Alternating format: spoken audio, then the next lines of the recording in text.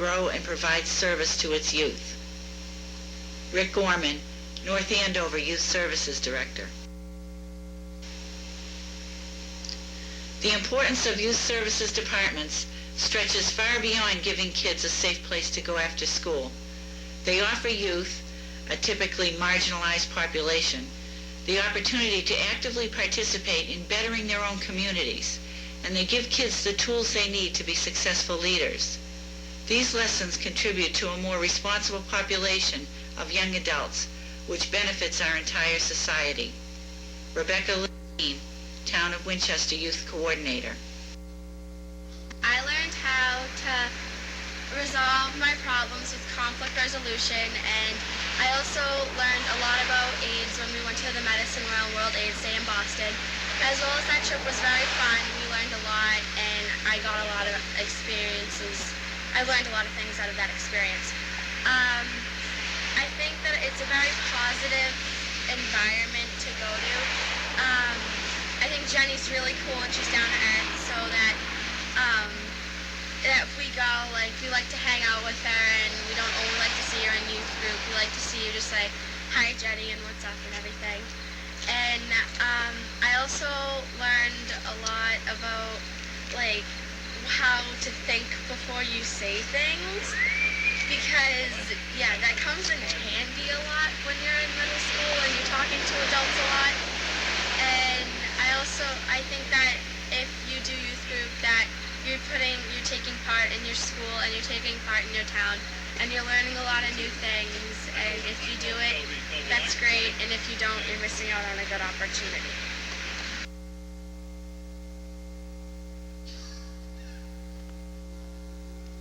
In 1 year, we have had over 1,200 face-to-face contacts with youth from North Reading. Had every group from grades 6 to 12 represented in youth group. Helped young people to provide over 70 hours of community service.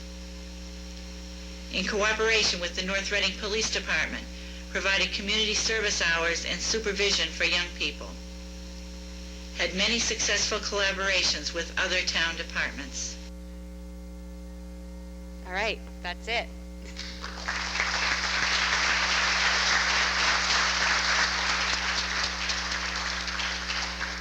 Thank you very much to everyone that I've worked with over my first year and for supporting this program. Really appreciate it.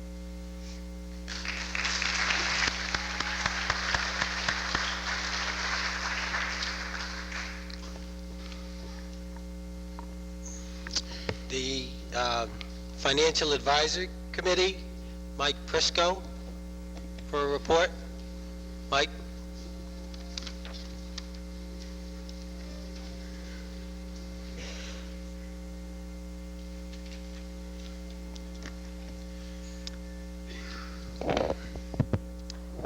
Good evening, everybody.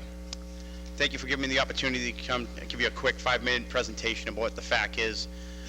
First, I want to thank Greg Balakonis for getting the Red Sox time moved out to 8:30. Much appreciate doing that. Let's find my presentation.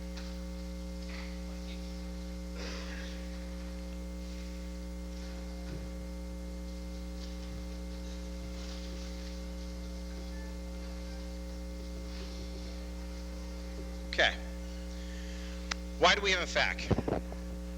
Well, for those of you who participated in a lot of the meetings last year as we started to enter into our FY09 budget discussions, I think everybody remembered how painful that was. I know I participated in a few of those, and I have to say they left some scars in my life, and I really didn't want to go through that again. So I give the Board of Selectmen a lot of credit for forming this committee. And the reason we had to form it is because our revenues coming into this town don't cover the rising expenses that we're experiencing every day. And it's something every town resident has to become aware of, every employee, everyone that has an investment in this town has to be aware of that. And that's why this committee was pulled together. This is our charge. This charge is a formal charge that's been approved by the Board of Selectmen. I'm not going to read it to you. What I did is I just try to formulate it into one slide that really narrows it down, what it's all about. What we try to do in the FAC is focus on things in town that we can try to either add some efficiencies, look for new source of revenue, which is the most difficult thing to do. I mean, let's face it, the biggest answer to all our problems right now is revenue.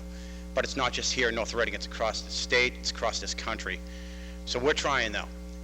We're looking at where we can reduce expenses, logically, where it doesn't hurt too much, but we have to make those tough decisions, and also look at where we can control costs and eliminate waste. My membership today is about 10 residents, and we also have a representative as a liaison from the Board of Selectmen, the Finance Committee, and the School Committee. These are the names of the individuals that are on the committee with me. It's a fantastic committee. I'm the only committee member that has ever participated in a board before. The rest of the residents are new. The new volunteers. It consists of people that run multi-million-dollar businesses. There's people that work in other towns, that work in town departments. There's people that are retired. They understand that the seniors here in this town. So it's made up of a good bunch of people. When the FAC was established, we had some expectations as we all went into it. Our expectations were that every department in town, every board, every committee member, even the employees, and including the unions, all knew that this board was being pulled together. Because I was at the meetings when the Board of Selectmen talked about it, when the town administrator held some meetings with his departments and brought it up. Everyone was aware of it. And everyone was chartered at that time to go back to the table and think about ideas for the future, where we can make changes, positive changes for our town. So we're going into this with that expectation. So we're reaching out to everyone tonight, and hopefully we'll get this message and continue to get the message across that we need everybody to help. You know, us 14 people that are on the board today, we don't have all the answers, so we need the help.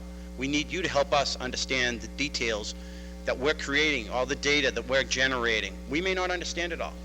You know, we're naive in some of the facts. So I don't want people to walk out of here tonight and think, oh my God, this committee's just out to cut budgets and cut people's livelihoods. It's not. We're going to generate good information. We're going to try our best to do a new thing around here, and that's communicate. We're going to try our best to communicate and try to get the information across the table to each other to make smart decisions for this town. Our intent is not to attack anybody's livelihood. We're going to try to focus. We're not trying to focus on any one department either. I don't want anyone to ever think that we're just here to attack our police or our fire or the DPW. It's not. We're all in this together, and if we're not making changes across the board, we're going to have even worse times in the future. This is the process we're using today. I have a slide on each one of those bullets. We went through a process where we generated ideas initially. We had a first pass on that. We had over 150 ideas that came out from our committee members. We looked at things like revenue improvements, where we can eliminate waste, look at long-term and short-term solutions. We also had a lot of duplications, so we spent a lot of time with the ideas. So in the first pass, we vetted the ideas, we talked about them as a committee, and we assigned a committee member to research the ideas. And in the research we went and talked to the town employees. We talked to the leadership in each of the departments. We haven't done it across the board yet. We started around the April time frame, the April time frame, and it's a slow process. This is not easy. To collect this data and try to understand it has been a difficult task for all of us. But as volunteers, we're doing the best we can. We use the web. What's nice is we've been using the benchmark study, and we're finding that some of the discussions people had, some issues with the benchmark study. There are issues with it, absolutely. And hopefully, over time, we can get rid of the bad data and bring in the right data. And we need your help to do that as well. We also obtained, we're looking at labor contracts. There's always the discussion about labor contracts in this town. And we do have to get serious about them, but we have to understand them.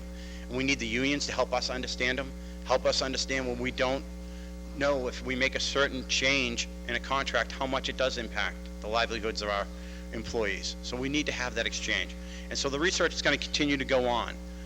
We also document each idea. We have a format that we use. It's a template we provide to the Board of Selectmen or to the School Committee or the Finance Committee once we finish our research, and we document it and we will present it. First of all, once it's created as a committee, we vote on it, make sure that this is exactly what we all agree on, that should go forward as a recommendation.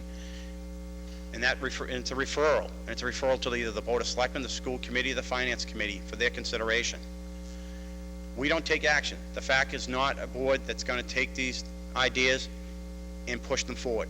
we put that back in the hands of our leadership.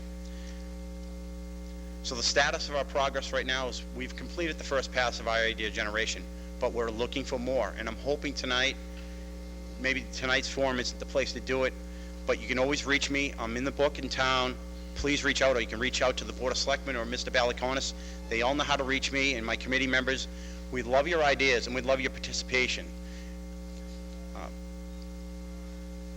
In closing comments, the FAC is in charge. The charge for the FAC is truly to help the town to continue to provide you all, including myself and all my committee members, the services we receive today. And I think we get a lot of benefits from our services that we get. The roads wonderfully plowed in the winter, and the schools, this year the schools are the best I've ever seen it. The police and the fire do a fantastic job, and we're not going to be able to continue those types of things if we continue on the road we're on today. Today is the day we make the change. I know we've heard that term now through this political nightmare we're going through right now with the presidential elections, but we're almost through it. But it's such a key word, and we need to have that here in this town. I request each department that's here tonight, that's representing your department, to please form a subcommittee, because no one's going to know better how to change your departments than yourselves. Form a subcommittee and then reach out to us. Let us help you. If you want to use us as a sounding board, I welcome it. But you have to make change. If we don't, it's going to be a catastrophic failure for our town. We can't afford to do that. We can no longer wait till budget season to be sitting over in town hall arguing about where we're going to cut again, so we can keep the kids in school 5 days a week instead of making them go to school 4.5 days. We need common goals across this town. We need to set schedules and deadlines, and we need to hold accountability. That means we got to hold our Board of Selectmen accountable, our Finance Committee, our school committees, all the committees that have vowed to take a responsibility for all of us. And we have to do that together. We need to form a partnership. That means the unions, we need to form a partnership with you. We have to communicate. It's no longer can we just go and make change and force it down people's throats. We can't afford to do that anymore. And that's the end of my presentation. Thank you.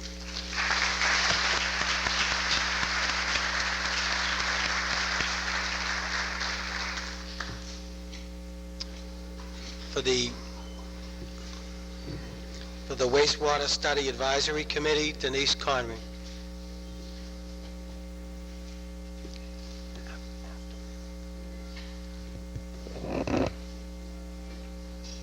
Thank you. Again, I'm Denise Conry. I'm a citizen member for the town's Wastewater and Stormwater Advisory Committee. Just a quick report. I'm sure you all know at this point that we've submitted our wastewater plan to the Board of Selectmen. That plan includes wastewater collection and treatment and groundwater discharge.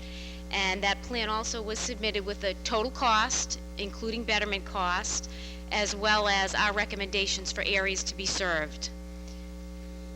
Back in June, the Board of Selectmen had a public hearing. It was very helpful for us. We left with quite a bit of homework, a lot more issues to revisit, and I think the biggest thing that came out of that was we knew we needed another public hearing, so that will be forthcoming. But a few other topics I just want to touch on briefly in this report that came up at that meeting are cost, groundwater discharge capacity, and alternatives to groundwater discharge. So first, cost. We're looking still at other sources of funding, as well as continuing discussions on the betterment split. And also, we're developing an alternative implementation plan. And what this plan will do is phase the construction so that some of the cost will move from the commercial properties, I should say from the residential properties over to the commercial properties, and it will just be a little bit of relief for the betterments. With regard to capacity, the committee, members of the committee, our engineer and Public Works Department met with the Hillview Country Club and had a pretty successful meeting. We have been giving permission to investigate part of that property for groundwater discharge. So it's going to help us get to the capacity that we've needed and haven't quite had as much as we'd hoped for when we presented the plan to the selectmen. This parcel that we're interested in is a wooded site, so for those of you who golf,